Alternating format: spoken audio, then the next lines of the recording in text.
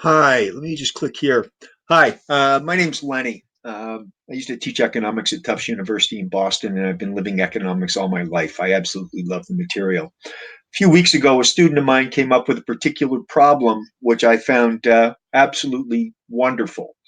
Um, Students have always had very little difficulty, at least in my experience, understanding the idea of a negative externality. You know, you think about, well, somebody pollutes and they aren't bearing all the costs of doing that. That is, society bears some of those costs, and we tend to overproduce. And we know that with negative externalities, there tends to be an over allocation towards it. And with uh, positive externalities, there's an under allocation. And sometimes this happens with the idea of public goods. Sometimes it arises because there are unenforceable contracts. There's all kinds of reasons.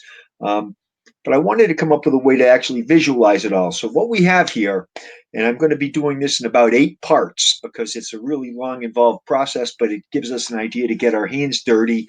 We'll be able to do all kinds of wonderful things with all the tools that we've been developing in our economic toolkit. Um, but we have two basketball players. Names are Curry and Durand. I have no idea who they are, as I'm a Celtics fan, and there are no Currys and Durands on my beloved Celtics. But that's okay. I understand these guys play on the West Coast, and they aren't so bad. Um, well, anyway, what they like to do is they like to give clinics and exhibitions for the youth in San Francisco. And what they do is they rent out an arena and they rent out seats. They'll each put up money so that the youth in San Francisco can come watch them put on these exhibitions.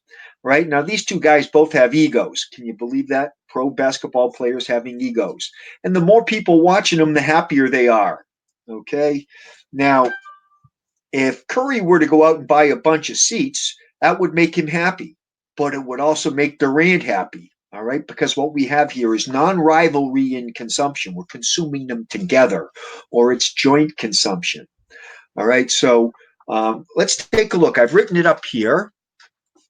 Okay, they both have identical preferences, where utility for Curry is equal to total seats minus 6, the logarithm of it.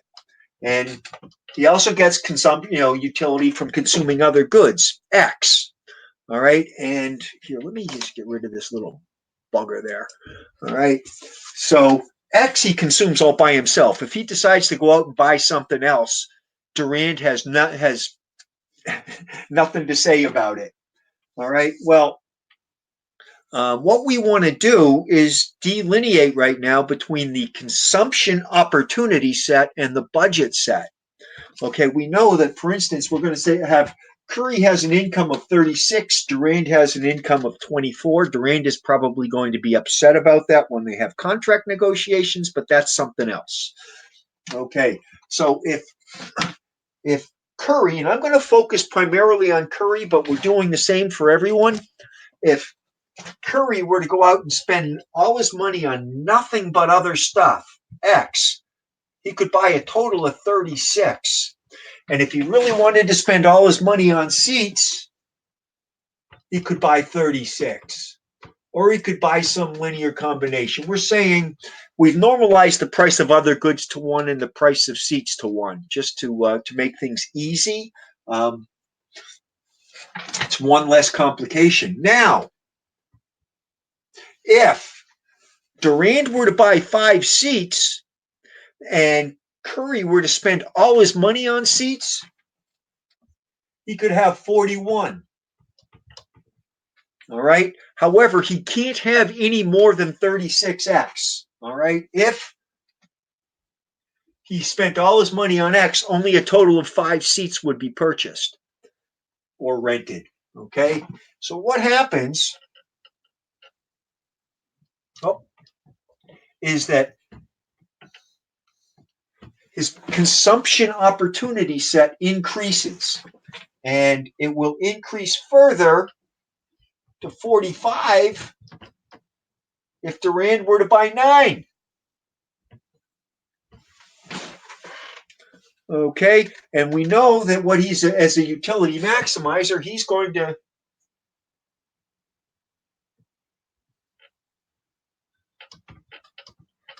try to find points A, B, and C, depending upon how much Durand consumes.